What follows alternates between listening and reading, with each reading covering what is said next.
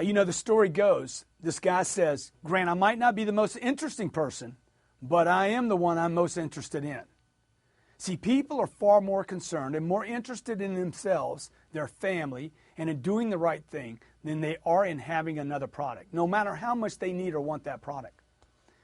If you don't show as much interest in the buyer's concerns, in his family, where he lives, what he does, in his time, his issues, and those things he has his attention on, as you do in the selling of your product, he'll know that you're in it for the commission and you're not in it for him. Be more interested in the customer, the person in front of you, than you are in yourself, your sales process, your product, or even your commission. And I promise you, if it's genuine, you'll make more sales. 90% of all salespeople do not take the time to ask enough questions and then truly listen to the buyer to find out what they really want. I know a lot of people that ask questions and then don't duplicate, don't listen. Moving on to the next question. Okay? You have to be interested. Asking questions is one thing, but you have to be interested in them. And you have to know how to communicate. See, right now, I'm not communicating, I'm talking. Okay? I'm giving you a lot of information. That's not communication. See, communication requires an exchange of ideas. So if I ask you a question, hey, what color do you like the most?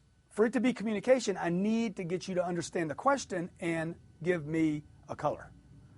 Finding out what is most important to people so you can identify what they actually want and then deliver it requires you ask questions and then duplicate. It means I got to listen. What do people find value in?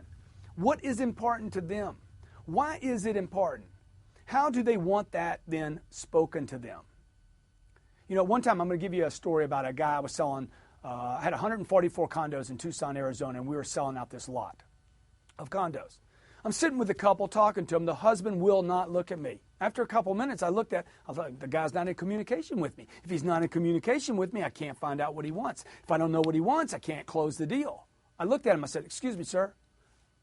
I'm curious. I've been with him 12 minutes. Why won't you look at me? This shocked this guy, just like popped him out of his head. He's like, what? I said, well, I'm just wondering, why don't you look at me? Okay? And immediately he started talking to me. Why? Because I took interest in him. And he starts communicating with me. I asked him what his ideal scene was for the place he wanted to live in. The guy opened up like literally like I'd taken the top off of him. Starts talking and talking, tells me everything he wants, tells me what he finds of value. See, I got in communication with him. Until that happens, I cannot make the sale. So you have to find out what's important to him or to her. You then have to listen.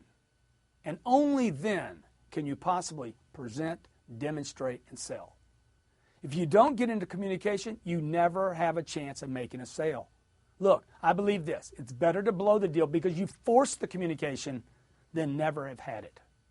The dictionary defines communications as the process in which information is exchanged between individuals through common symbols or behavior. This would include speech, phone call, emails that get responded to, texts that get responded to. Not a text one way. Talking about your product is not communicating. There's no exchange of ideas, you know. Hey, sir, this cup will do this, this, and this. This vehicle goes this. Is that important to you? So you got to get the feedback. In sales, we're interested in communication that gains access to data, information, which can then be turned into action. To gain information means your communication should include lots of questions, and these questions should be drilled. Hey, what do you want this product to do for you that your present one doesn't do for you? Great question. What would your present product have to do so that you would be satisfied with it and not have to replace it? On a scale from 1 to 10, how would you rate what you're using now? Oh, really? What would make it a 10? See, these open-ended questions are great. They show interest in the customer, and it identifies, and you're able to discover what the buyer wants, needs, and then can assign value to. So I want to clarify that when I suggest you ask questions, it's not done with the intent of manipulation. There's a problem in sales. A lot of people will suggest you ask questions to manipulate later. There's many, many books regarding sales suggesting for 50 years now that the tactic is collect data, use it later against them. Look, these are tricks suggesting that the salesperson doesn't answer questions but then responds to the buyer's questions with more questions. It's manipulation. It's not communication. It's manipulation with the intent of helping, not selling. And I'm not interested in manipulation, and I don't think you are. I'm interested in communication, which means I need an exchange of ideas. Hey, what's most important to you? Really, why is that?